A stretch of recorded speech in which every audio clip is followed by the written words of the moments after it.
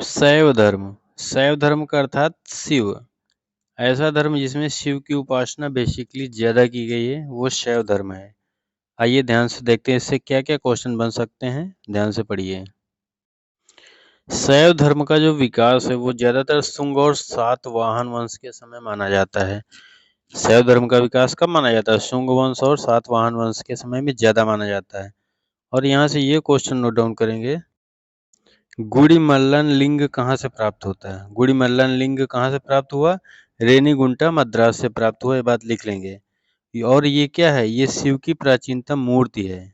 ये जो गुड़िमल्लन लिंग ये रेनीगुंटा मद्रास से प्राप्त हुआ, ये क्या है? भगवान शिव की प्राचीनतम मूर्ति है।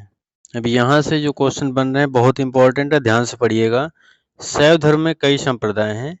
पहला है पाशुपत संप्रदाय। ध्यान से सुनिएगा, सबसे प्राचीनतम संप्रदाय है। इसके संस्थापक पूछा जाता है लकुलीश। जब आपसे मुलाकात करेगा ये क्वेश्चन तब आपको याद आएगी। तो पाशुपत संप्रदाय सबसे प्राचीनतम संप्रदाय है, इसके संस्थापक लकुलीश। संस्थापक जरूर याद रखिएगा, लकुलीश। पाशुपत संप्रदाय के संस्थापक हैं लकुलीश।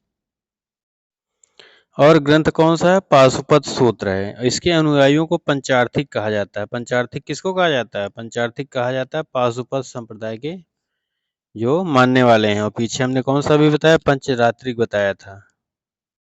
अगला है कापालिक संप्रदाय। कापालिक संप्रदाय अर्थात कापालिक, तो ये भैरव को पूछते हैं, यही इसमें लिख लीजिए।